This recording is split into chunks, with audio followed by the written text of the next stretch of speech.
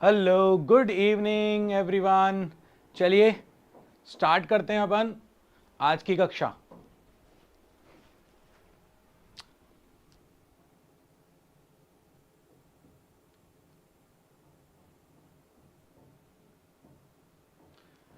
Good evening everyone. चलिए आज शुरू करते हैं अपन अपनी आज की कक्षा। और आज अपन लोग बात करने जा रहे हैं सीक्वेंस एंड सीरीज और बाइनोमियल की। तो भाई चलिए कहानी को आगे बढ़ाते हैं और शुरू करते हैं अपनी आज की कक्षा। अब इसके पहले हम लोगों ने जो बात करी थी और आज अपन क्या बात करने वाले हैं। देखो, लास्ट क्लास में मेरे पास बहुत सारे डाउट्स आए कि मुझे इस डीएसए में ये वाले क्वेश्चंस में डाउट है। मैंने वो सारे के सारे क्वेश्चंस के डाउट्स ले लिए ताकि यहां पर मैं उनको क्लियर कर सकूं, तुम्हें प्रॉपर एक वीडियो सॉल्यूशन दे सकूं उसका। अच्छा, इसके अलावा आज हम क्या बात करेंगे? आज हम बात करेंगे एपी और जीपी की, मतलब सीक्वेंस एंड सीरीज की बात करेंगे। आज अपन लोग बाइनोमियल थ्योरम की भी बात करेंगे और इस पर बेस्ड कुछ प्रैक्टिस क्वेश्चंस करेंगे। तो आई होप सारे के सारे आ गए हो तुम लोग, मेरी आवाज भी तुम सबको लाउड एंड क्लियर है। चलिए आगे बढ़ाते हैं गाड़ी को। अच्छा इसके पहले वाली कक्षा में अपन लोगों ने क्या पढ़ा था? और उस दिन मैक्सिमा मिनिमा पर बहुत देर चर्चा हुई थी और उस चर्चा के बाद हम लोगों ने जो आउटपुट निकाला था, जो हमारा कंक्लूजन आया था, वो कंक्लूजन क्या आया था निकलकर?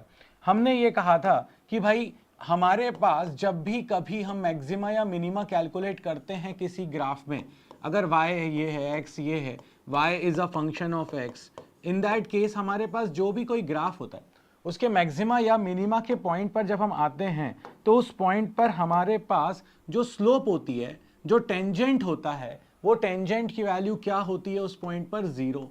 यानी या तो जब जब भी dy by d x zero हम कर रहे हैं उस पॉइंट पर या तो हमारा मैक्सिमा होगा अगर वो पॉइंट जो निकल कर आ रहा है, या उस पॉइंट पर मिनिमा होगा। ठीक, उसके बाद हम लोगों ने ये कहा था, जो प्रोसेस सेटअप करी थी और भी बहुत डिटेलिंग करी थी हमने उसके ऊपर, और हमने उसमें ये कहा था कि अगर y is equal to f of x है, देन सबसे पहले स्टेप नंबर 1 होती है हमारी find f dash of x, और एफ डैश ऑफ एक्स को इक्वल टू 0 कर देते थे अपन। और फिर अपन क्या बोलते थे कि यहां से आते थे x की वैल्यूज, x1 x2 x3 जो भी है। अब जैसे ही हमारे पास x की वैल्यूज आती थी तो हमारे पास अगली स्टेप क्या होती थी बच्चा? अगली स्टेप हमारे पास होती थी कि x की यहां पर हम डबल डेरिवेटिव करते थे। जैसे ही हम डबल डेरिवेटिव करते थे और अगर उसमें हम जब x की वैल्यूज रखते थे, सपोज करो x1 रखा, तो अगर अपने पास f डबल डैश x1 की वैल्यू ग्रेटर देन 0 आ रही है तो x1 पर आपको मिनिमा मिलेगा।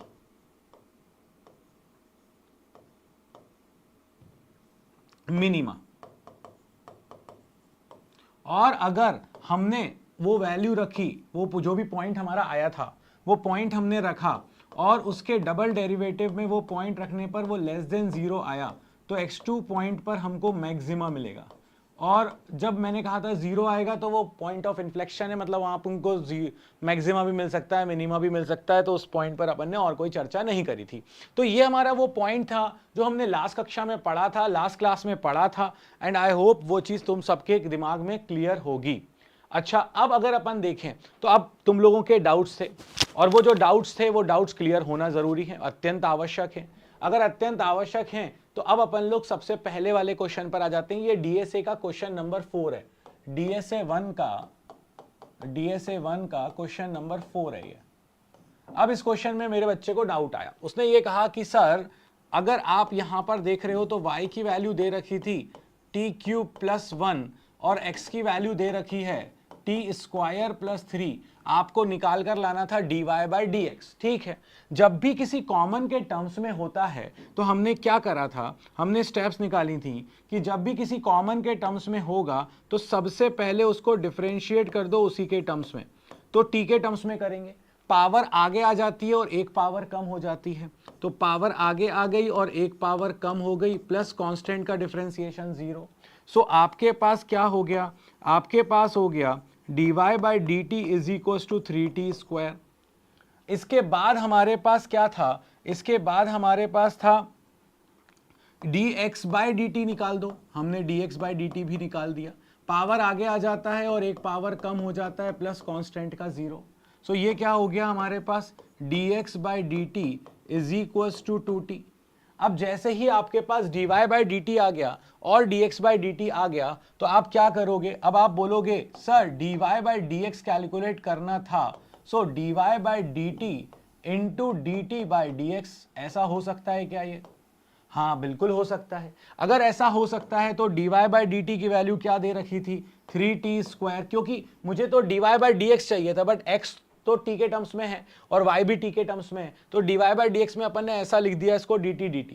तो dy बाई डी टी की वैल्यू है, dt बाई डी एक्स की वैल्यू है आपके पास विच इज, ये देखो dx by d T 2t है, तो हमें तो dt बाई डी एक्स चाहिए, उल्टा चाहिए, तो ये हो जाएगा 1/2t।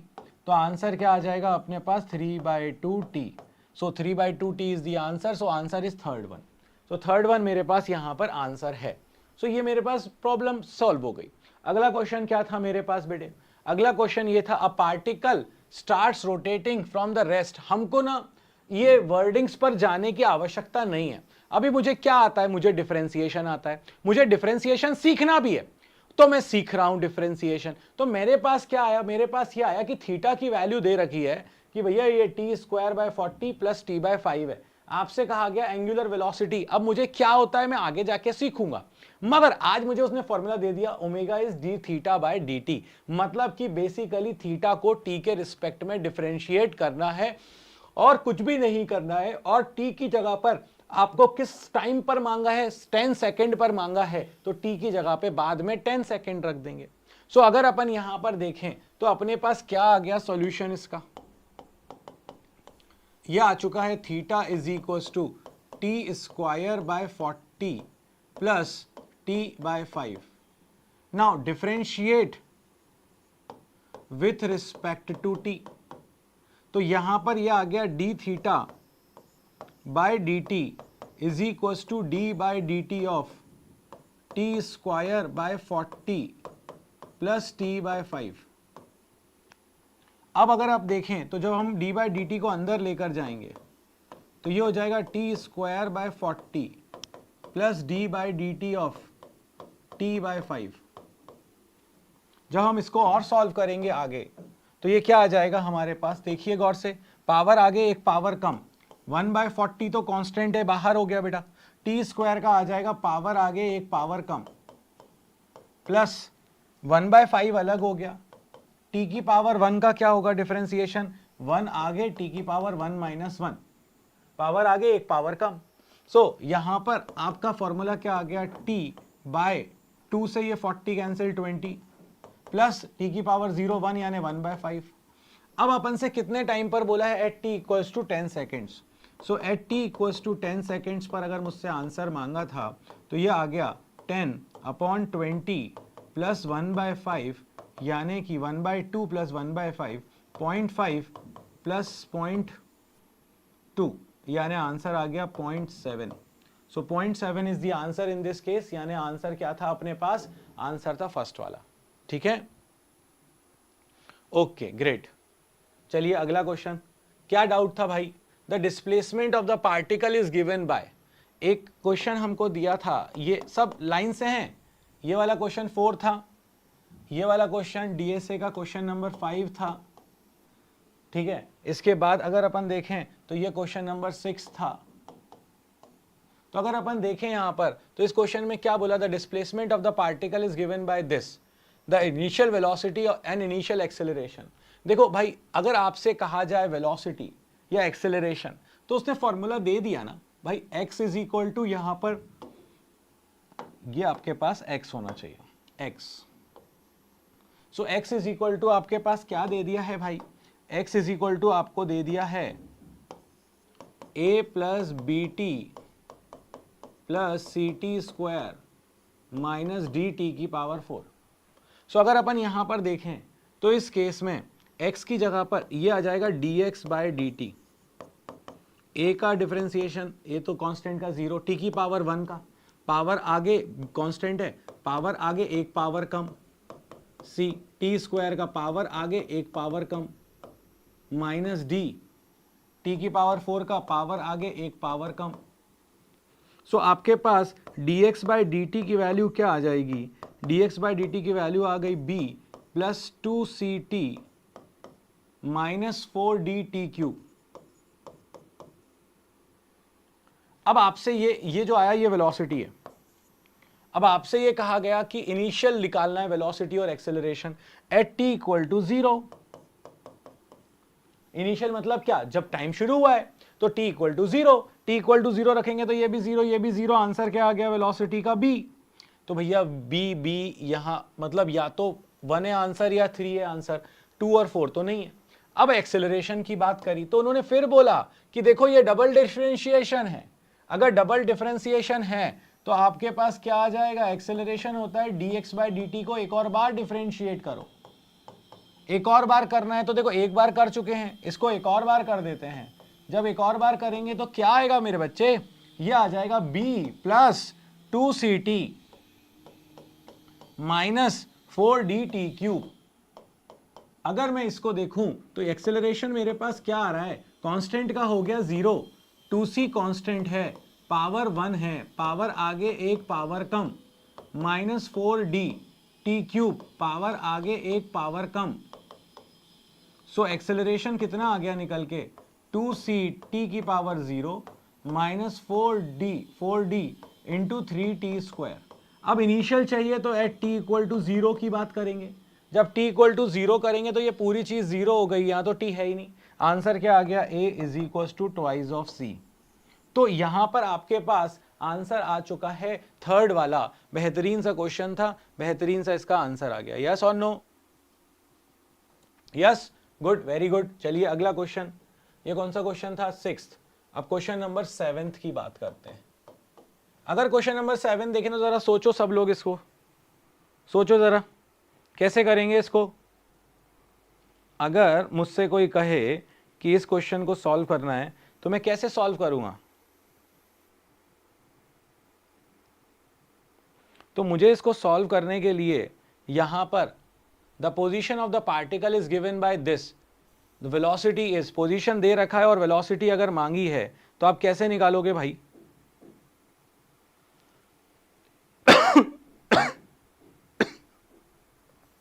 चलिए आज एक बच्चा क्लास में नहीं आया हमारी, पहले अपन को पता करना चाहिए कि क्यों नहीं है क्लास में।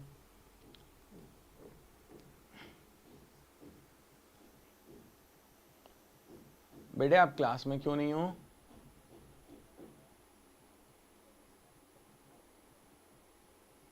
ओहो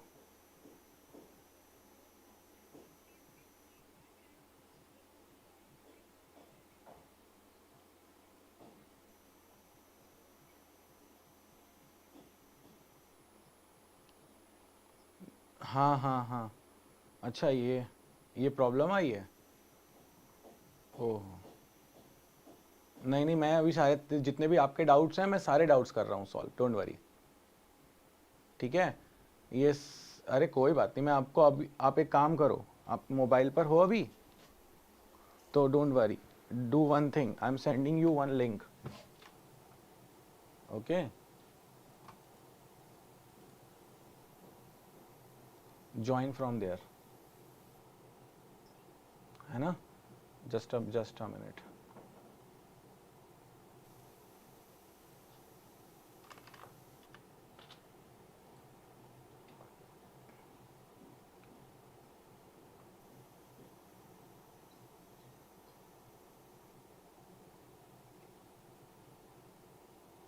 Next time whenever such thing happens, just give me a call. हाँ?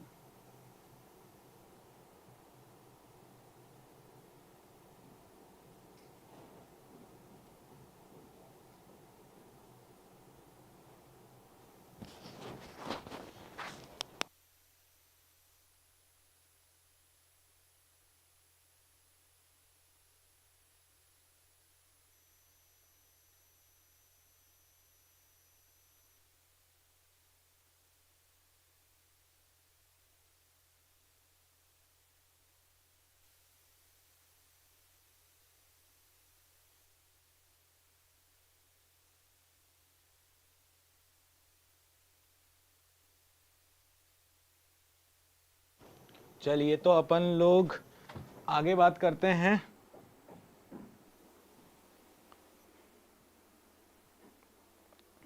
हमारी क्वेश्चन नंबर जो था वो हमारा क्वेश्चन नंबर 7 पे चल रहे थे अपन लोग ना, ठीक है। क्वेश्चन नंबर 7 की अगर अपन लोग बात करें यहां पर, तो क्वेश्चन नंबर 7 में हमारे पास क्या दिया हुआ था, हमको पोजीशन दे रखी थी, है ना।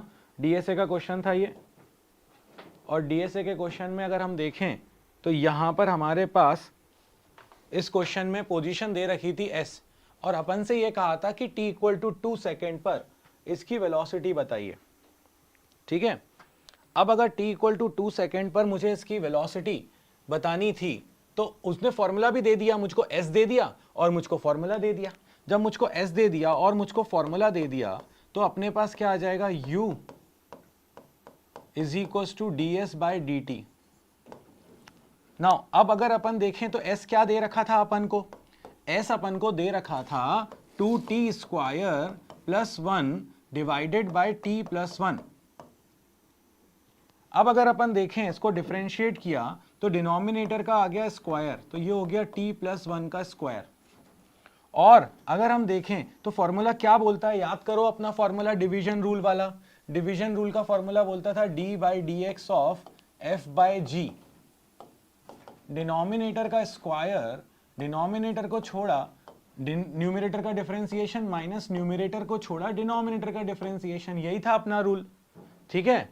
मैं चैट में तेरे कमेंट्स पढ़ सकता हूं, है ना, so you can message me any time, है ना, चैट में कमेंट कर सकती है। ओके चलो अब अगर अपन देखें यहां पर, तो ये हो गया t प्लस 1 का स्क्वायर, तो बेस डिनोमिनेटर का स्क्वायर। डिनोमिनेटर में अपन ने अब डिनोमिनेटर को छोड़ दिया, डिफरेंशिएट कर दिया किसको, 2t स्क्वायर प्लस 1 को, माइनस अब अगर अपन देखें तो न्यूमरेटर को छोड़ दिया और डिफरेंशिएट कर देंगे किसको, डिनोमिनेटर को। यही तो अपना रूल है, डिवीजन रूल।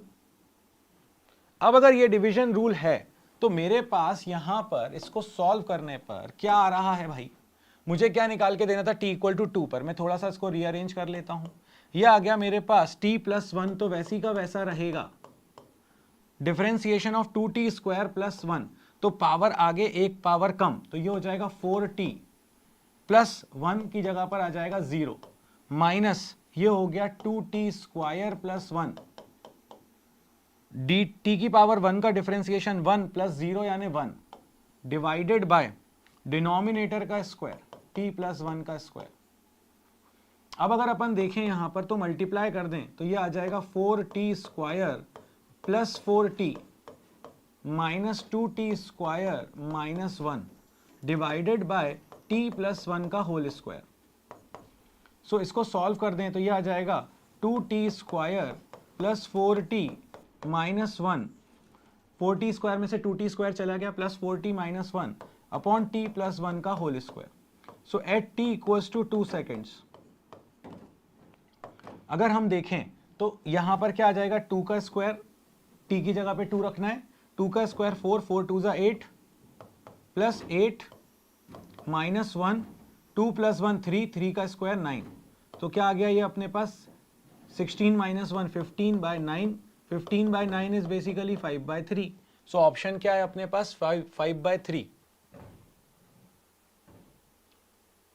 15 बाय 9, 5 बाय 3, 4 4 2 जा 8, हाँ this should be 5, none of the above. इसका आंसर ये होना चाहिए, क्योंकि ये 5 15, अच्छा नहीं लिखा है ना 15 by 9, answer is 2, 15 by 9 which is 5 by 3, so answer is b. Okay चलिए, सो ये आपके पास क्वेश्चन नंबर आपका कौन सा हो गया, 7th। इसके पहले मैंने बच्चे कर दिया था question number 6th। Question number 6th में अपन को डिस्प्लेसमेंट दे रखा था, वेलोसिटी चाहिए थी, एक्सेलरेशन चाहिए था। तो अपन को जब x दे दिया था, मुझे क्या करना, वेलोसिटी dx बाई dt होती है, मुझे तो बस ये फॉर्मूला देखना था। एक बार डिफरेंशिएट किया मैंने, और इनिशियल का मतलब होता है t इक्वल टू 0 पे, तो मैंने एक बार डिफरेंशिएट किया, t इक्वल टू 0 रख दिया। फिर जब मुझे एक्सेलरेशन चाहिए था तो मैंने उसको एक और बार, उसमें लिखा हुआ है फॉर्मूला की डबल डेरिवेटिव निकालो, तो हमने दूसरी बार डिफरेंशिएट किया और फिर हमने क्या किया, उसमें t इक्वल टू 0 कर दिया, तो अपने पास आ गया। तो ये आपके पास एक और क्वेश्चन था, ये वाला क्वेश्चन नंबर 5th था। इसमें आपको ना लैंग्वेज से डर लगा मेरे बच्चे, क्यों, क्योंकि आपको थीटा, आप ये मत देखो क्या एंगुलर वेलोसिटी, क्या एंगुलर डिस्प्लेसमेंट, अपन को कुछ नहीं सोचना। अपन को क्या सोचना है, अपन को दिया हुआ है थीटा, थीटा दिया हुआ है और ओमेगा चाहिए, और ओमेगा का फॉर्मूला है D theta by T T. मतलब कि क्या करना है, एक बार डिफरेंशिएट करना है, एक बार उसको डिफरेंशिएट कर दिया, और टी इक्वल टू 10 सेकेंड पर निकालना था तो बाद में टी की जगह पे 10 रख दिया। अगर तुम यहां पर देखें तो y की वैल्यू दे रखी थी और x की वैल्यू, y की वैल्यू किसके टर्म्स में है, t के, x की वैल्यू भी किसके टर्म्स में है, t के, और मुझसे क्या कहा गया कि मुझे dy बाई dx निकालना है। अगर dy बाई dx निकालना है तो dy बाई dt निकाल दो यहां से, dx बाई dt निकाल दो यहां से। अब क्योंकि ये दोनों तो एक दूसरे के टर्म्स में है ही नहीं, ये तो t के टर्म्स में है और ये भी t के टर्म्स में है, तो dy बाई dt निकाल दिया, dx बाई dt निकाल दिया। जैसे ही ये निकाला, अब मुझे क्या चाहिए, dy बाई dx, तो dy बाई dx क्या हो जाएगा, dy by dt into dt by dx। क्यों, क्योंकि देखो जो कॉमन टर्म है ना उसको अपन मल्टीप्लाई डिवाइड करके ऐसे लिख सकते हैं। इससे फायदा क्या होगा, dy बाई dt तुम्हारे पास है, हाँ है, क्या dt बाई dx है, नहीं, dx बाई dt है, तो इसका उल्टा कर देंगे 1/2t हो जाएगा। तो तेरे सारे डाउट हो जाएंगे क्लियर, यस और नो? अभी कोई प्रॉब्लम तो नहीं है इन डाउट्स में? ये फोर्थ, ये फिफ्थ, ये सिक्स्थ, ये सेवेंथ, और अब अपन आते हैं एट्थ वाले पे। एट्थ वाला क्या बोल रहा था, the instantaneous velocity v is equal to d s by d t. हमें क्या टेंशन लेना है, हमको उसने क्या s दे रखा है, हाँ s दे रखा है। s की वैल्यू क्या दे रखी है भाई बताओ, 12 10 t प्लस 2 प्लस पाई। ये मुझसे कहा गया वेलोसिटी निकालो और फॉर्मूला है ds बाई डी टी। अब अगर वेलोसिटी का formula ds by d T है, इसका क्या मतलब हुआ, इसका मतलब हुआ कि मुझे इसको एक बार डिफरेंशिएट करना है। अगर मुझे इसको एक बार डिफरेंशिएट करना है तो मैं क्या करूंगा, 12 10 t बाई 2 प्लस पाई। अब देखो यहां पर 12 हो गया बाहर, 10 का डिफरेंशिएशन होता है सेक स्क्वायर थीटा, तो 10 थीटा का डिफरेंशिएशन, थीटा की जगह पे कौन है, t बाई 2 प्लस पाई। तो ये हो गया आपके पास 12 कांस्टेंट बाहर, 10 का differentiation sec square theta into ये क्या फंक्शन ऑफ फंक्शन है, याद है फंक्शन ऑफ फंक्शन, एक को करो फिर उसके अंदर वाले को, फिर अंदर वाले को, फिर अंदर वाले को, जब तक कि अपन एंड तक ना पहुंच जाओ। तो 12 हो गया बाहर, 10 थीटा का differentiation sec square theta, theta की जगह पर ये आ गया into t by 2 plus pi. T by two plus pi में जब इसका डिफरेंशिएशन करेंगे तो टी की पावर 1, देखो 1/2 तो बाहर हो गया बेटा, टी की पावर 1 का करेंगे तो पावर आगे एक पावर कम। याद है फंक्शन ऑफ फंक्शन में पहले कौन दिखा, 10 का कर दिया, बाकी चीज को एज इट इज इनटू, अब टी बाई 2 प्लस पाई का करेंगे तो टी की पावर 1 का हो जाएगा 1, टी की पावर 1 माइनस 1, प्लस पाई का करेंगे तो 0। सो ये आपके पास आ गया 1/2। अब आप गौर से देखो 1/2, टी की पावर 0 तो 1 है, तो ये 2 से 12 कैंसिल होगा, तो आपके पास क्या आंसर आ जाएगा बच्चे, आपके पास आंसर आ जाएगा यहां पर 6, 12/2 6 sec square t by 2 plus pi. अब जैसे ही आया आपके पास, आपको क्या दे रखा था, आपको दे रखा था किस टाइम पर आपको वैल्यू चाहिए थी, टी बाई 2 पे, तो at t equals to pi by 2, तो पाई बाई 2 रख दो यहां पर बेटा, तो ये क्या आ जाएगा 6 सेक स्क्वायर, टी की जगह पे ये पाई तो पहले से ही है, और 1/2 और टी की जगह पे पाई बाई 2, तो ये क्या आ गया आपके पास 6 सेक स्क्वायर, ये पाई बाय 4 है, इधर लेंगे एलसीएम तो ये आ गया 5 पाई बाय 4 सॉल्व करने पे। अब ये 5 पाई बाय 4 है, इसकी वैल्यू कैसे निकालेंगे, तो याद है मैंने तुमसे कहा था कि अपन लोग पाई बाय 4 कितना हो गया आपके पास 45 इंटू 5 225। जब भी सिचुएशन 90 के ऊपर वाली बने तो क्या करना चाहिए अपन को, बिल्कुल आराम से देखो, बिल्कुल आराम से ठंडे दिमाग से बेटा, है ना, अभी समझाता हूं इस चीज को भी दिमाग से। देखो आपको किसकी वैल्यू चाहिए, सेक स्क्वायर पाई बाय 4। अब सेक की वैल्यू अगर 5 पाई बाय 4 है तो 5 पाई बाय 4 कितना होता है, पहले ये देखो जरा आराम से, पहली बार है इसलिए थोड़ा सा लग रहा है, ये 0 है, ये पाई बाय 2 है, ये पाई है, 90 डिग्री मतलब पाई बाय 2, 180 मतलब पाई। अब अगर अपन देखें तो 5 पाई बाय 4 को अपन लोग क्या ऐसा लिख सकते हैं भाई, पाई प्लस पाई बाय 4 जो अपन ने अभी ऐड करा था। इसका क्या मतलब हुआ, इसका मतलब ये हुआ पाई मतलब 180 डिग्री, यहां से यहां तक आ गए आप, और पाई बाय 4 मतलब इधर चले गए, तो ये वाला एंगल पाई बाय 4 है यानी 45 डिग्री है। तो 180 से कितना आगे आ गए आप, 45 आ गए, 180 से कितना आगे आ गए आप, 45 आ गए। तो आप बेसिकली cos 45 की वैल्यू निकाल दो। मैंने कहा था ना 180 को हटा दो, बचे हुए को लिख लो। अब cos 45 की वैल्यू क्या होती है, 1/√2 होती है।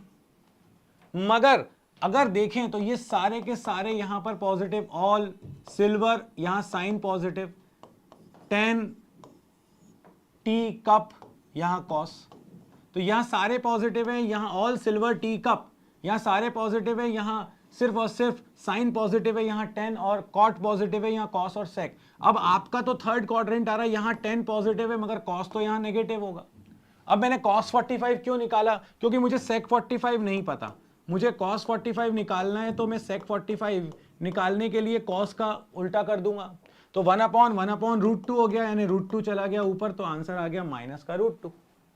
अब अगर आप देखो यहां पर, तो ये -√2 आ गया sec 45 की value.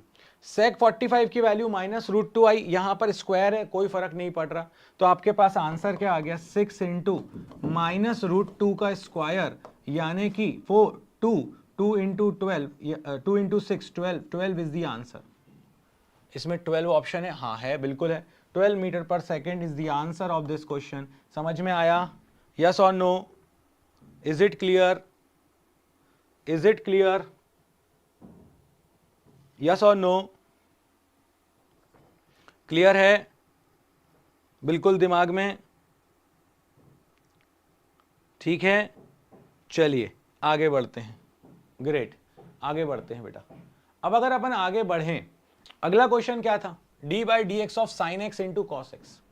d/dx of sine x into cos x की अगर अपन बातें करें, तो इस केस में d/dx of sine x into cos x, तो प्रोडक्ट रूल लगेगा क्या यहां पे? प्रोडक्ट रूल लगेगा। अगर प्रोडक्ट रूल लगेगा तो प्रोडक्ट रूल के केस में क्या होने वाला है? डोंट वरी बेटा, डोंट वरी। चलिए, इसके बाद अब प्रोडक्ट रूल की अगर अपन बात करें, तो प्रोडक्ट रूल में एक साइन एक कॉस है, तो यहां आ जाएगा साइन एक्स, फिर d/dx ऑफ क्या आ जाएगा अपने पास, कॉस एक्स, फिर कॉस एक्स को छोड़ दिया, फिर d/dx ऑफ किसका करेंगे, साइन एक्स का। अब देखो जरा गौर से, ये आ जाएगा साइन एक्स, कॉस एक्स का डिफरेंशिएशन हो गया माइनस का sine x, plus cos x, sine x का डिफरेंशिएशन हो गया कॉस एक्स। यही है। अगर ऐसा है तो ये अपने पास बन गया माइनस का साइन स्क्वायर एक्स प्लस का cos square x. Cos square theta minus sine square theta, ये होता है कॉस 2 थीटा, फॉर्मूला होता है ये cos 2 थीटा। सो ये cos 2x आ गया अपने पास आंसर, यानी कि इसका आंसर है अपने पास cos 2x, cos, क्योंकि ये बन गया cos x का minus sine square x, sine x का minus plus cos square x minus sine square x, that becomes what, that becomes are cos square cos 2x। ठीक है, तो ये तेरा क्वेश्चन नंबर 9 भी हो गया आई थिंक। इसके पहले वाला क्वेश्चन नंबर 8 था। ओके, चलो बढ़िया, गुड। आगे बढ़ते हैं, आगे बढ़ते हैं। अगला क्वेश्चन क्या है, the derivative of the function e⁻x upon 1 plus sine x is, इसको डिफरेंशिएट करना था। ओके, क्योंकि यहाँ डिवीजन रूल दिख रहा है मुझे, तो d/dx of e⁻x upon 1 plus sine x. अब अगर यहां पर देखें तो ये तो डिवीजन है, अगर ये डिवीजन है तो उस केस में हमारे पास क्या आएगा, डिनोमिनेटर क्या है, 1 प्लस साइन एक्स, तो ये हो जाएगा 1 प्लस साइन एक्स का स्क्वायर। अब अगर अपन देखें तो 1 प्लस साइन एक्स को अपन ने छोड़ दिया, डिफरेंशिएशन किसका होगा, e⁻x का, minus 1 plus sine x, sorry e⁻x को छोड़ देंगे, और अब किसका डिफरेंशिएशन होगा, d/dx of 1 plus sine x, denominator का। तो अब क्या आ जाएगा, 1 प्लस साइन एक्स e⁻x का differentiation e⁻x minus 1 plus sine x, इसका करेंगे अगर अपन तो 1 का हो गया 0, साइन एक्स का आ जाएगा cos x, divided by 1 plus sine x का होल स्क्वायर। सो अगर इसको रीअरेंज कर लें अपन, तो रीअरेंज करने पर ये क्या मिल रहा है बताओ। देखो e⁻x का अंदर मल्टीप्लाई हो गया plus e to the power x into sine x minus e to the power x into cos x upon 1 plus sine x का square.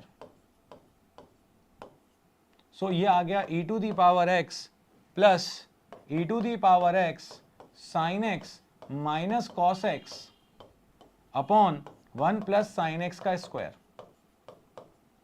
So this is the final answer of this particular problem जो आपने मुझसे पूछा था। So finally आपका question number ये भी solve हो गया है ना। हाँ, ऐसे ही मुस्कुराते रहा करो, पैनिक करने की कोई जरूरत नहीं है, टेंशन नॉट। अपन को बहुत आगे बढ़ने का है। अभी क्या है, ये कुछ भी नहीं है, तो अभी तो बहुत सारी चीजें देखना बाकी हैं, है ना। So do not worry about it, don't worry about it, है ना। चलिए, तो ये भी हो गया अपने पास। अब जब ये भी हो गया अपने पास तो अपन आगे बढ़ते हैं और अब मैं तुमको लेकर चलता हूं आज की जर्नी पर। ये तो तेरे डाउट्स थे, है ना, जो मुझे सॉल्व करने थे और मैंने सॉल्व कर भी दिए। अब अपन चलते हैं सीक्वेंस एंड सीरीज की तरफ। बिल्कुल आराम से समझना, क्योंकि अपन को इसमें फिजिक्स में इसकी जरूरत पड़ती है ना। अगर मैं आपसे कहूं a sequence is an order और लिस्ट ऑफ नंबर्स 1 2 3 4 5 6 7 8 9 10, ये सब क्या है, ये एक सीक्वेंस है और इस सीक्वेंस में हर टर्म है।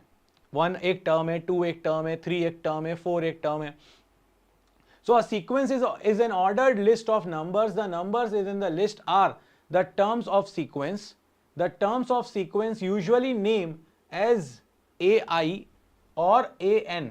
AN का मतलब क्या होता है, N की जगह पर आप कुछ भी रख सकते हो, 1 2 3 4। AI मतलब A1 A2, I की वैल्यू 1 2 3 4 कुछ भी हो सकती है, ठीक है।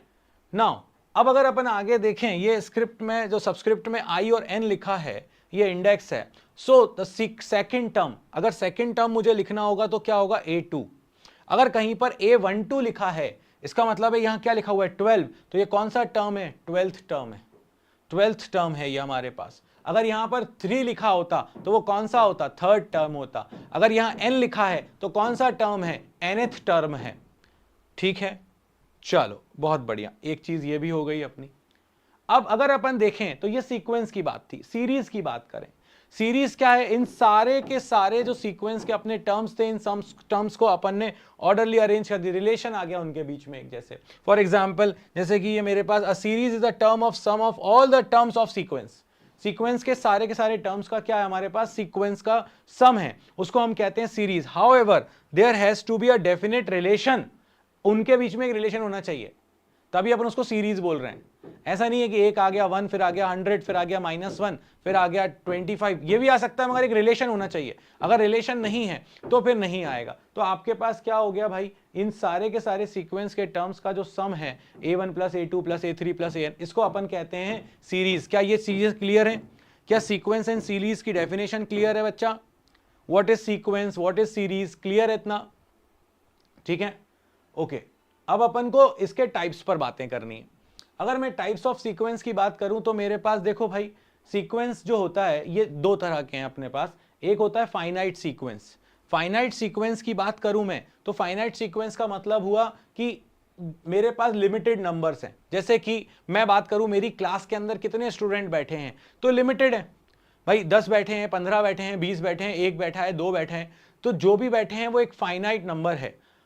मगर अगर मैं आपसे बात करूं कि यहां पर कि जो मैं सीक्वेंस की बात करूं उसमें कोई टर्म ही ना बचे, मतलब कि वो उसका कोई एंडिंग टर्म पता ही ना हो मुझे, जैसे कि इस दुनिया या इस ब्रह्मांड के अंदर कितने एटम्स हैं, तो आप कहोगे 1 2 3 4 5 स्टार्ट करते जाओ, फिर एक प्लैनेट पे दूसरा, फिर नई डिस्कवरी होगी, उसके भी निकलेंगे एटम्स, फिर वहां पर अगर एटमॉस्फेयर निकला तो सम करते हो, आप कहोगे सर इनफाइनाइट है।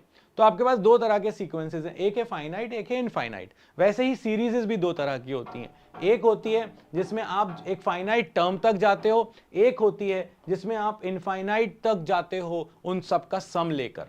सो सीरीज अपने पास दो तरह की हो गई, फाइनाइट और इनफाइनाइट। अगर अपन लोग देखें सीक्वेंस भी अपने पास दो हो गए, फाइनाइट और इनफाइनाइट। अब अगर अपन देखें तो यहां पर अब ये काम की बातें हैं, है ना, ध्यान से। सम कॉमन सीक्वेंसेस, जैसे अर्थमेटिक सीक्वेंस।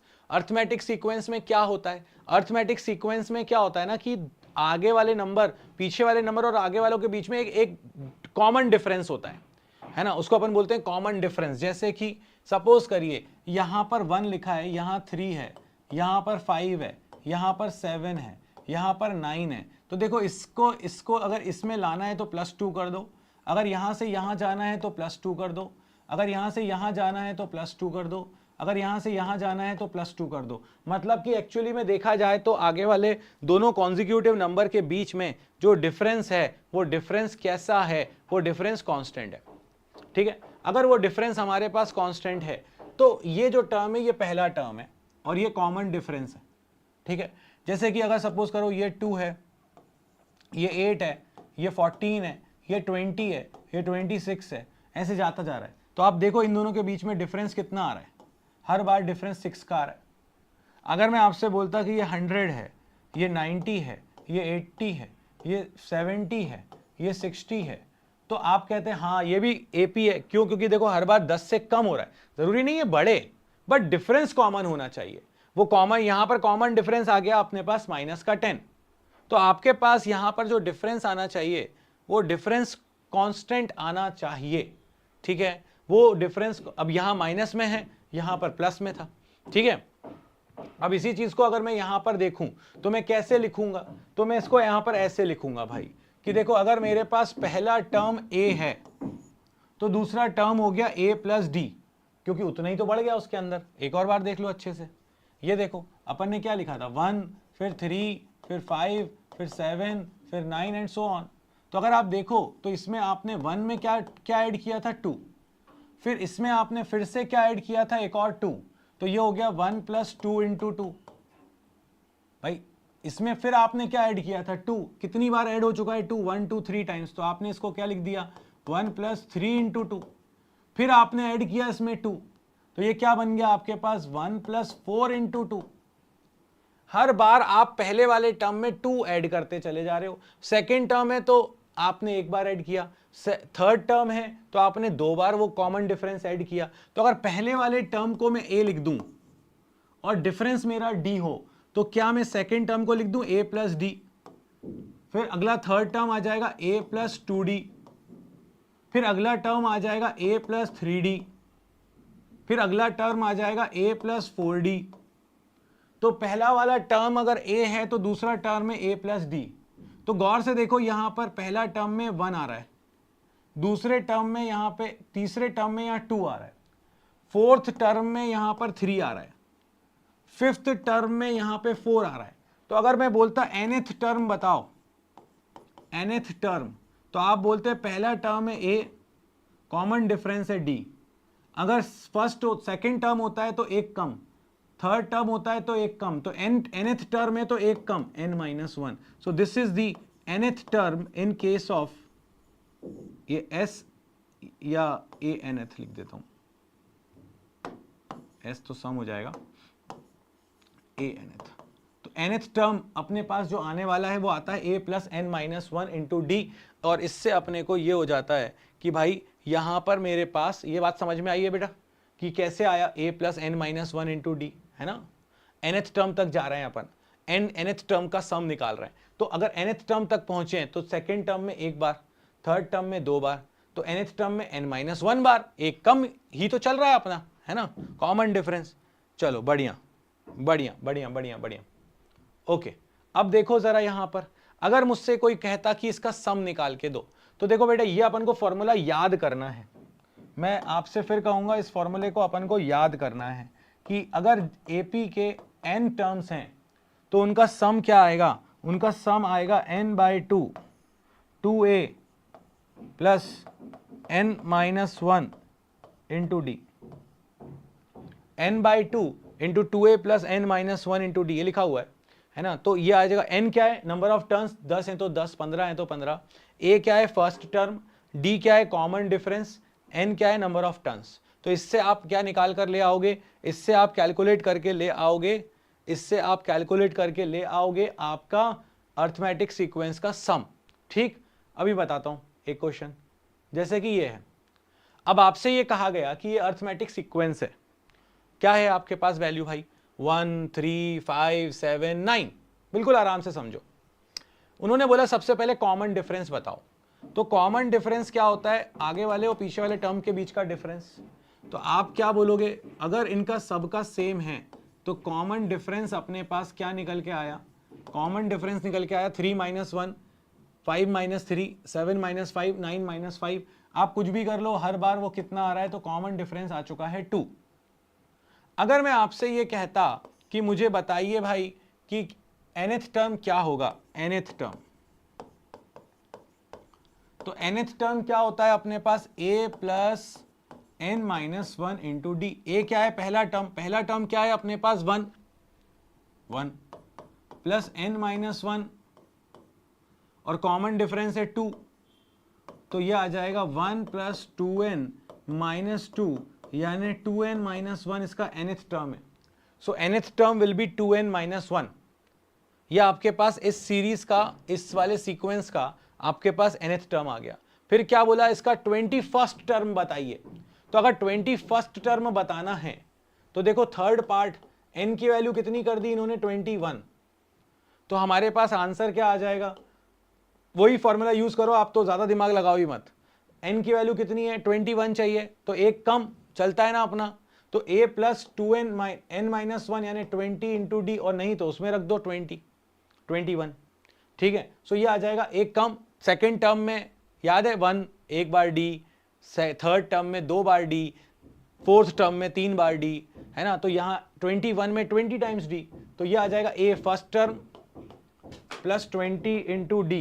डी कितना है अपने पास, कॉमन डिफरेंस क्या है 2, तो ये आ चुका है अपने पास 40 प्लस 1 यानी 41 इज द आंसर। क्लियर है क्या ये, इज इट क्लियर, यस और नो?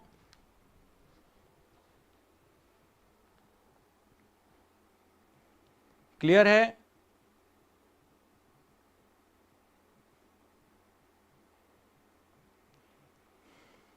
बढ़िया, क्लियर होना भी चाहिए। चलिए good, okay okay okay okay great, ठीक है। अब अगर अपन और आगे बढ़ें बच्चे, तो ये तो मेरे पास एपी की बात हुई। इसके अलावा मेरे पास एक सीक्वेंस और आता है जिसे मैं बोलता हूं ज्योमेट्रिक सीक्वेंस। मतलब कि ये होता है मेरे पास हिंदी में इसको शायद बोलते हैं गुणोत्तर, गुणोत्तर ऐसे करके कुछ, है ना। अब ये क्या होता है, इसको समझो अच्छे से, फिर इसके फॉर्मूलाज भी समझ लेंगे। जीपी क्या होता है अपने पास, जैसे कि सपोज करो पहला टर्म है 1, दूसरा है मेरे पास 2, तीसरा टर्म है 2 का स्क्वायर, फिर हो गया मेरे पास 2 की पावर 3, फिर हो गया 2 की पावर 4, फिर हो गया 2 की पावर 5 एंड सो ऑन। मतलब आप पहले अपन ऐड कर रहे थे, अब मल्टीप्लाई हो रहा है। तो अगर आप यहां पर देखें तो हर बार हर टर्म में 2 का मल्टीप्लाई हो रहा है।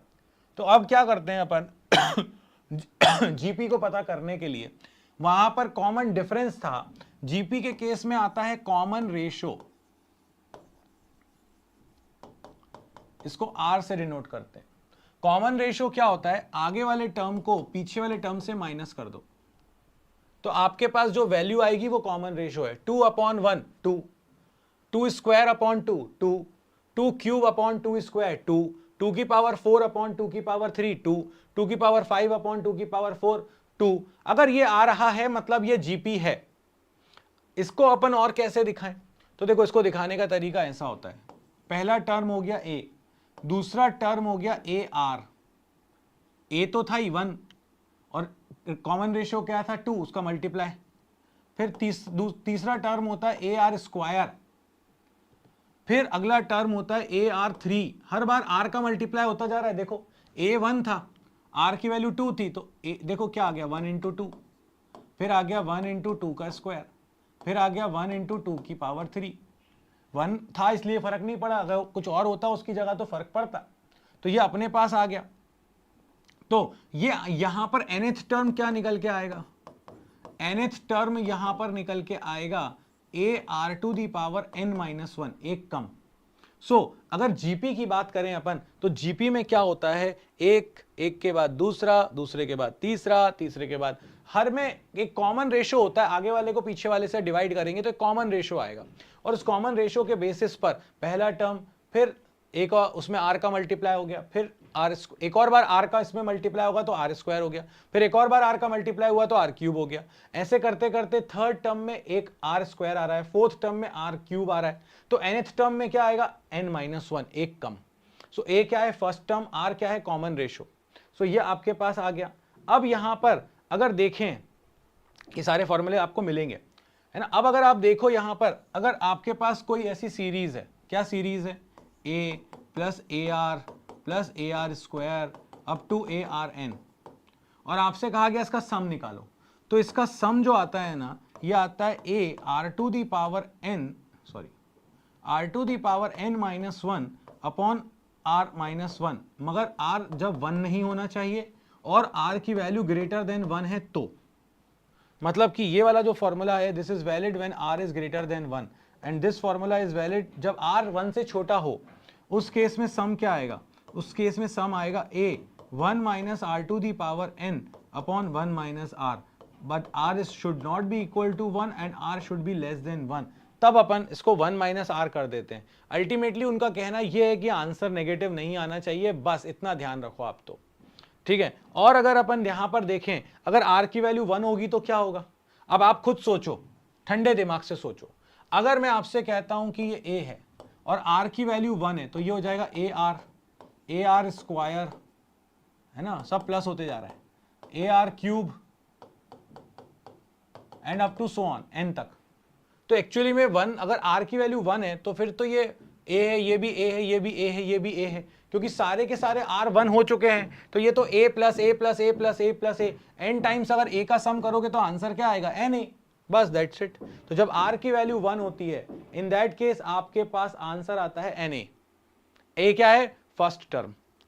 क्लियर है क्या, क्लियर है बच्चे, इज इट क्लियर, यस और no? I hope this is clear to everyone. Okay, अब देखो, अब अपन अगर देखें यहां पर, तो मैं कुछ सीरीजेस लिखवा रहा हूं आपको। ये सीरीजेस आपको मतलब मेरे ख्याल से याद होनी चाहिए, याद नहीं भी रहे बट एटलीस्ट पता होनी चाहिए।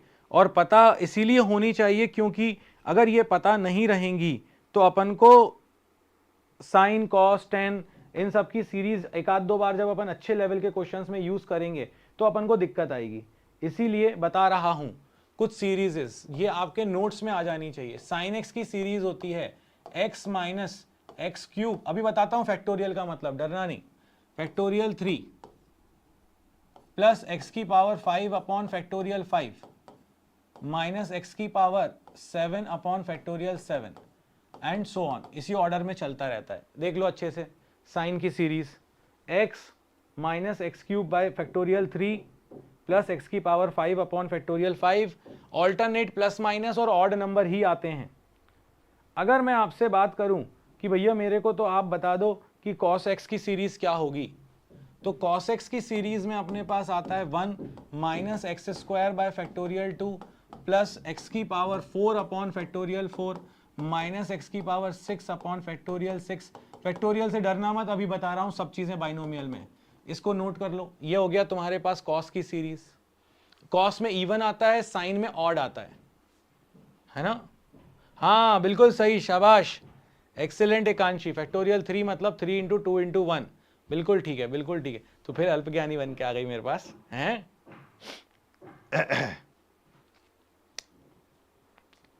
ठीक है, ठीक है, बिल्कुल ठीक है। ओके, इसके बाद e to the power x 1 plus x upon factorial 1 plus x square by factorial 2 plus x की पावर 3 अपॉन फैक्टोरियल 3 एंड ऐसा so on. This is the series for e to the power x। अगर e to the power minus x होता तो alternate plus minus आने लगते।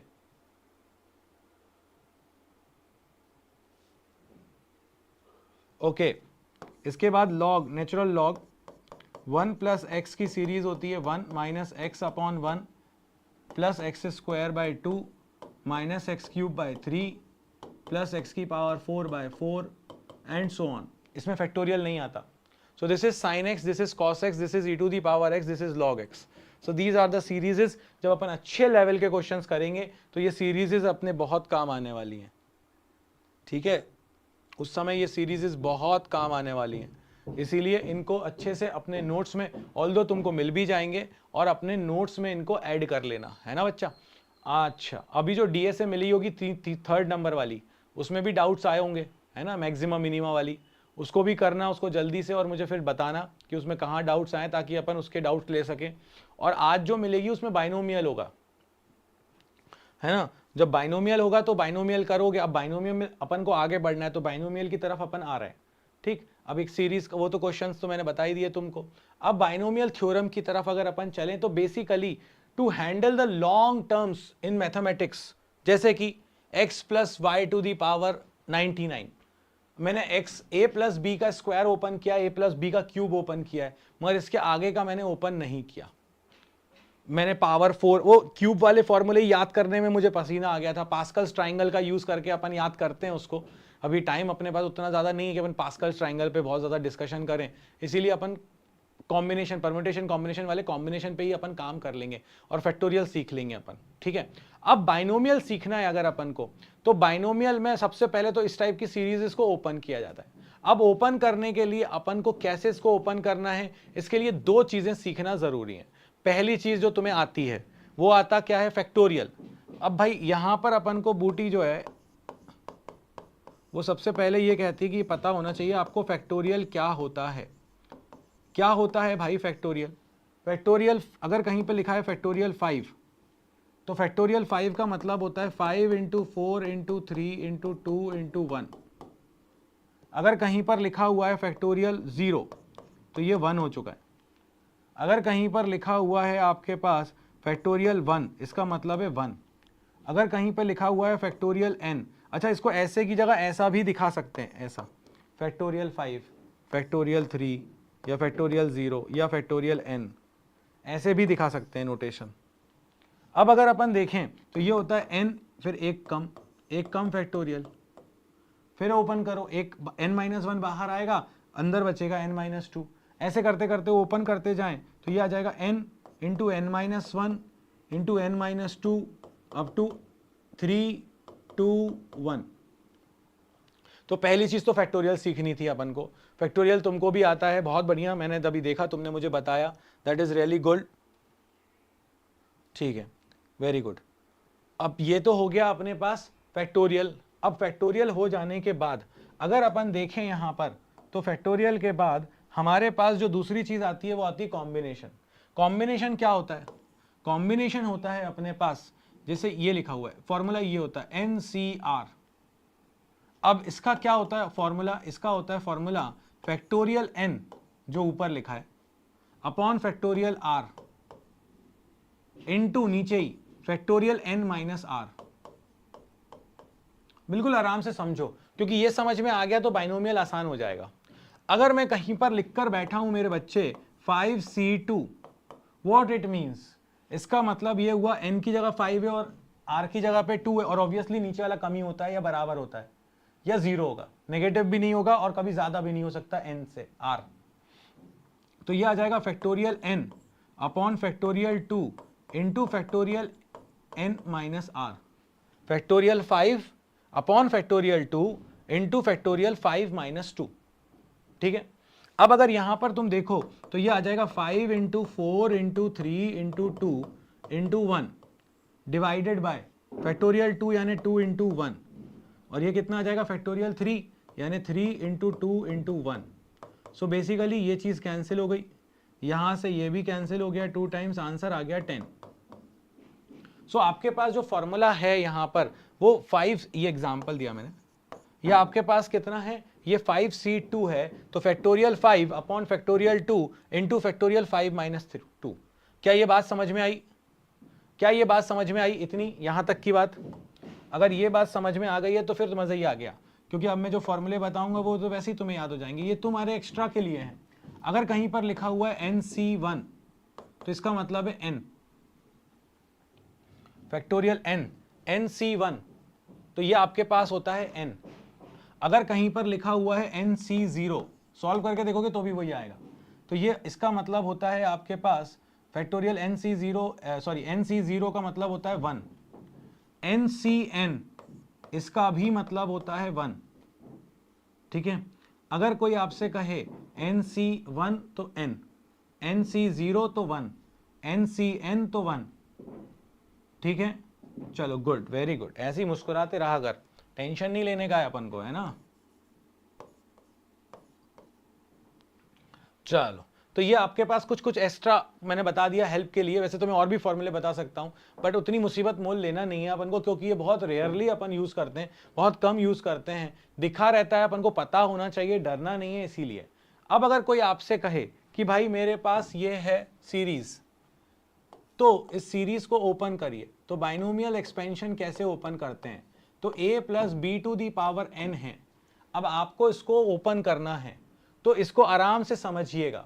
सबसे पहले power देखी जाती है, पावर क्या है आपके पास n, तो आप पहला टर्म लिखोगे NC0, NC0 से ही शुरू करेंगे कहानी, n पावर NC0, पहला वाला टर्म क्या है a, तो ये हो जाएगा a to the power n, और b टू दी पावर जो दूसरा टर्म है उसकी वैल्यू, उसकी पावर क्या आएगा, उसकी power 0, a to the power n, b to the power 0। अब यहां पर अगर आप देखो गौर से, प्लस अगला टर्म NC1,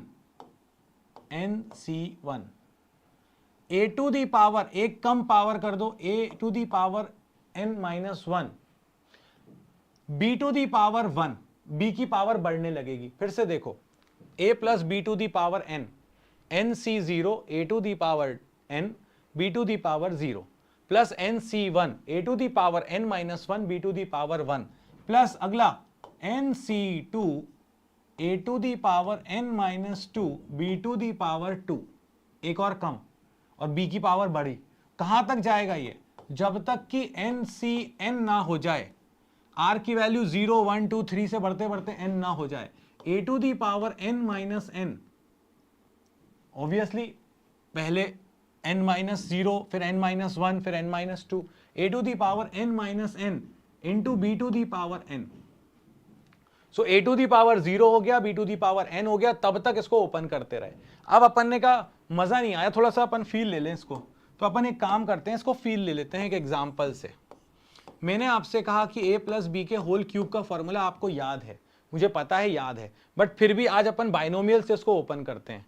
तो यहाँ n की वैल्यू क्या है 3, तो ये हो जाएगा 3C0 a की पावर 3, b की पावर एक कम, b की पावर 0, प्लस 3C1 एक आगे बढ़े, a की एक पावर कम करी, 3 माइनस 1 2, यहाँ 3 माइनस 0 3 था, और b टू दी पावर अगर आप गौर से देखो तो एक बढ़ गई, फिर 3C2 a की पावर एक और कम हो गई, और b की पावर एक और बढ़ गई, फिर 3C3 आ गए फाइनल पे, a to the power 3 minus 3 0, और b की पावर क्या आ जाएगा अपने पास 3। अब गौर से देखो 3C0 मैंने तुम्हें बताया था कोई भी C0 हो तब नीचे तो वो 1 होता है, तो ये हो गया 1, b की पावर 0 भी हो गया 1, तो ये आ गया आपके पास a क्यूब, प्लस अभी मैंने तुम्हें बताया था कि अगर अपने पास 3C1 है, किसी भी चीज का 1 है, तो अगर NC1 है तो n होती है उसकी वैल्यू, सॉल्व भी कर सकते हैं, तो 3C1 की वैल्यू 3 आ जाएगी, ये आ जाएगा a square into b, plus factorial, इसको क्या लिखें, factorial n upon factorial r into factorial n minus r, 3 minus 2, a to the power 1 b square, plus 3C3, जब भी आपके पास ऐड कर लो NCN क्या होता है 1, तो ये हो जाएगा 1, a टू दी पावर 0 भी हो गया आपके पास 1 into b cube. So finally आपके पास क्या आंसर आ गया, a cube plus 3a square b, plus factorial 3 को क्या लिख सकते हो, 3 इंटू 2 इंटू 1, ये हो गया 2 इंटू 1, और ये हो गया फैक्टोरियल 1, सो ये 2 से 2 गया, a b square plus b cube. So आपके पास आंसर क्या आ गया, a cube plus 3a square b plus 3ab square plus b cube, that's it. क्या फॉर्मूला वही निकल के आ गया। तो क्या अब अपन बड़ी बड़ी सीरीजेस सॉल्व कर सकते हैं, आया समझ में। अब अपन बड़ी बड़ी सीरीजेस सॉल्व कर सकते हैं, क्या ये अपन को बाइनोमियल का फंडा समझ में आया कि ओपन कैसे करना है अपन को यहां पर। ये चीज क्लियर है क्या? यस नो में बताओ मुझे जरा कि हाँ बाबा जी ये क्लियर है अपन को, बस अब अपन को आगे बढ़ने का है। तो ये फंडा अपन को बाइनोमियल का ओपन करने का आया, क्योंकि अभी मैं तुमको जब क्वेश्चन पूछूंगा, जब मैं शीट पूछूंगा, तो तुमको बिल्कुल ठंडे दिमाग से करना है। उस शीट को अपना खुद का दिमाग लगाना है ना। पहले अपने ब्रेन को स्टॉर्म करो। तो ब्रेन स्टॉर्मिंग अगर करोगे ना, ब्रेन के अंदर जब बहुत सारे तूफान आएंगे ना, तो आंसर निकल के आएगा। पहले उसका तूफान को आने तो दो, घबराना नहीं बस, ठीक है sir. b to the power 0 कैसे हुआ बेटा? ये ऐसे हुआ, देखो इसको जब अपन ओपन कर रहे हैं, अब बताता हूं, ओपन कर रहे हैं तो NC0, तो बेसिकली इसका जो कॉमन टर्म होता है, इसका जो कॉमन टर्म होता है, general term, common term, general term, वो होता है NCR a to the power n minus r b to the power r। गौर से देखो, इनिशियली अपन ने n c, यहां r की वैल्यू क्या है 0, तो a to the power n minus r, n minus 0 is n, और b to the power r 0, फिर c 0 के बाद c1, nc1, a की पावर क्या हुआ n माइनस 1, b की power n minus 1 is n। तो जो पहला टर्म होता है वो अपना a होता है, जो दूसरा टर्म होता है वो अपना b होता है, ठीक है okay. I didn't assume it बेटा, ठीक है। B2 एक की पावर बढ़ती जा रही है, गौर से देखो, एक की पावर कम होती जा रही है, a क्यूब, फिर a स्क्वायर, फिर a1, फिर a0, b की power b0, b1, b2, b3 ऐसे बढ़ती जा रही है। अब जैसे कि सपोज करो मैं आपसे कहता कि आपके पास ऐसा लिखा हुआ है, मान लो a plus b to the power 88, और क्वेश्चन ये है find 70th term, 70th term. अब देखो गौर से, बिल्कुल आराम से समझना बच्चे, बिल्कुल आराम से समझना। जो फर्स्ट टर्म होता है उसके लिए n की वैल्यू क्या, r की वैल्यू क्या होती है 0। जो सेकेंड टर्म होता है, ये पहला टर्म था, यहां r क्या है 0। अगर आप गौर से देखो सेकेंड टर्म जो है उसमें r की वैल्यू क्या है आपके पास 1। थर्ड टर्म जो, सेकेंड टर्म जो है, सॉरी ये फर्स्ट टर्म है, ये सेकेंड टर्म है, थर्ड टर्म जो है उसमें r की वैल्यू 2, फोर्थ टर्म जो है वो r की वैल्यू 3 लेके बैठा है। बिल्कुल ऐसा ही है ना अपने पास। अब आराम से देखो जरा, यहां पर अगर आपके पास n की वैल्यू 3 है तो कितने टर्म्स मिल रहे हैं, 1 2 3 4। अगर n की वैल्यू 3 है तो टर्म्स कितने मिल रहे हैं, 1 2 3 4, कितने टर्म्स आए, 4 टर्म्स आए। अगर a प्लस बी का स्क्वायर होता तो n की वैल्यू 2 है, मगर टर्म्स कितने आते हैं 3, a square plus 2ab plus b square. तो यहां पर आपके पास अगर पावर 88 है तो कितने टर्म्स आ सकते हैं, 89 टर्म्स आ सकते हैं। अब मैं आपसे ये कह रहा हूं कि मेरे को 70th टर्म बताओ इसका, तो इसका 70th टर्म बताने के लिए जब यहां पर फर्स्ट टर्म, ये फर्स्ट टर्म है, फर्स्ट टर्म है तो r की वैल्यू 0 है, सेकेंड टर्म है तो r की वैल्यू 1 है, थर्ड टर्म है तो r की वैल्यू 2 है, फोर्थ टर्म है तो r की वैल्यू 3 है। मतलब r की वैल्यू एक कम रहती है, r की वैल्यू एक कम रहती है अपने पास। तो अगर यहां 70th टर्म है तो 70वें टर्म के लिए r की वैल्यू हो जाएगी 69। तो आपके पास आंसर क्या आ गया, r की वैल्यू हो गई 69, एक कम, 70th टर्म के लिए r होगा 69, क्योंकि भाई वो r इक्वल टू 0 से स्टार्ट होगा ना, ठीक है। तो अगर यहां पर देखें अपन तो आंसर क्या आ जाएगा, n है 88, 88c 69, पहला टर्म है a to the power 88 minus 69, b to the power r कितना है 69। This is the answer of this question. आया समझ में? यस, बहुत बढ़िया, बहुत बहुत बहुत बढ़िया, शाबाश, एक्सीलेंट बच्चे, एक्सीलेंट। अब आ गया तेरे को समझ में ये। तो अब अपन लोग इसको बहुत आसानी के साथ सॉल्व कर ले जाएंगे, बहुत आसानी के साथ, बहुत बहुत बहुत आसानी के साथ। अब ये जो चीजें हैं ये तो अपन सॉल्व कर सकते हैं। अब बाइनोमियल का इतना ही पार्ट अपन को सीखना था, बहुत ज्यादा सीखना भी नहीं है। बट अब मैं तुमको यहाँ पर मैं तुमको कुछ सीरीजेस बता रहा हूं जो अपने बहुत काम आएंगी। पहले तो ये सीखो, अगर किसी ने कहा 1 प्लस एक्स की पावर n है इस सीरीज को ओपन करो तो आप बोलेंगे सर NC0। हमने कहा ठीक है, x a to the power a क्या है 1। अब आप 1 की पावर कुछ भी कर लो, कोई फर्क पड़ने वाला नहीं है भाई। 1 की पावर n है तब भी 1 ही तो है, कुछ भी कर लो। और b क्या है अपना x, तो x की पावर आ जाएगा r की वैल्यू क्या है 0। फिर क्या आएगा NC1, 1 की पावर n-1, एक कम हुआ, x की पावर एक बढ़ा। 1 की पावर लिखने की कोई जरूरत ही नहीं समझ में आ रही है अब मुझे। मैं यहां तक लिखूं, आगे भी लिख सकता हूं, बट मैं लिखूं क्यों? क्योंकि पावर तो बचने पे बची नहीं रही ना। तो मेरा क्या बचेगा NC2, 1 की पावर वही x स्क्वायर, NC3, 1 की पावर वही x की power 3 and so on, n तक जाएगा ये। अब पूरी बात को सुनना अच्छे से। अच्छा, यहां पर पूरी बात को अच्छे से सुनना।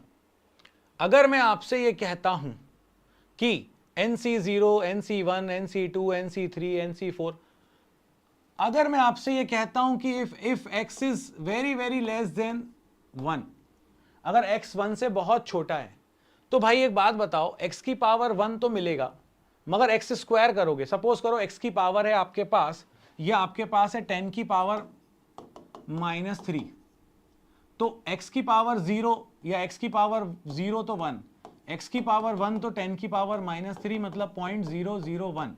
x स्क्वायर करोगे तो वो आएगा 10 की पावर -3 का स्क्वायर, यानी कि 0.000001।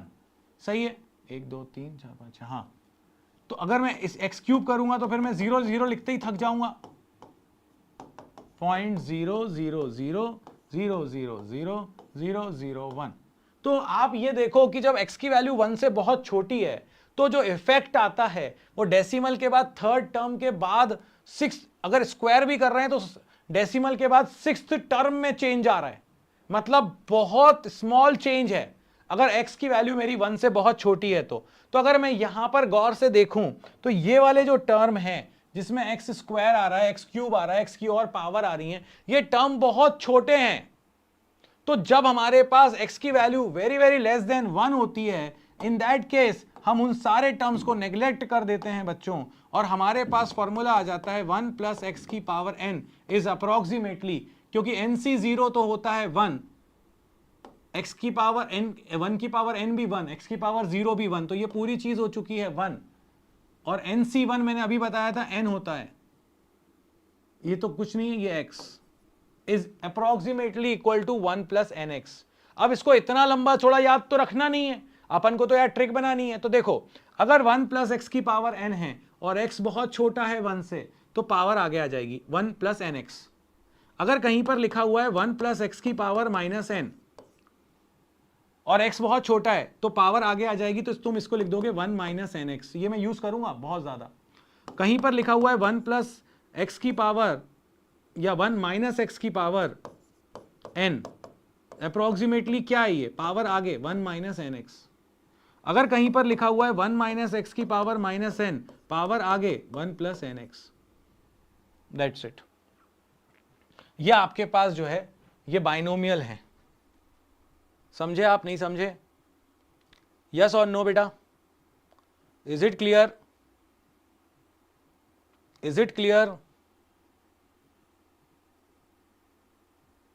बहुत बढ़िया, बहुत बढ़िया।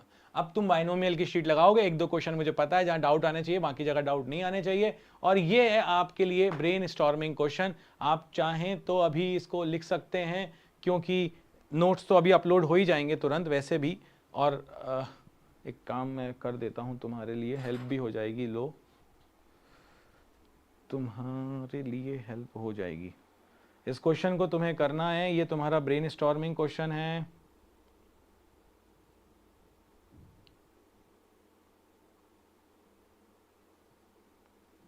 ओके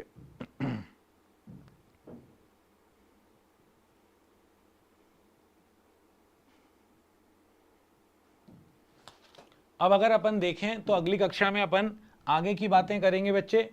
और आज जो पढ़ा अपन ने, आई होप वो आपको समझ में आया होगा। और बिल्कुल पैनिक नहीं करना, कभी भी टेंशन नहीं लेने की ज़रूरत है। अपन को बिल्कुल सिंपल स्ट्रेट फॉरवर्ड आगे बढ़ने की ज़रूरत है, और हम बढ़ते रहेंगे, टेंशन नहीं लेंगे। तो मुलाकात होगी अपनी अब परसों। परसों फिर अपन आगे की बात करेंगे, इसके आगे भी अपन को कुछ और बातें करनी है। अब अपन को ग्राफ पर डिस्कशन करना है, ग्राफ का डिस्कशन बहुत ज़्यादा इंपॉर्टेंट है, छोड़ना गलती से भी नहीं। तो इस कक्षा में तो तुम्हारे मास्टर की तरफ से इतना ही। जय हो।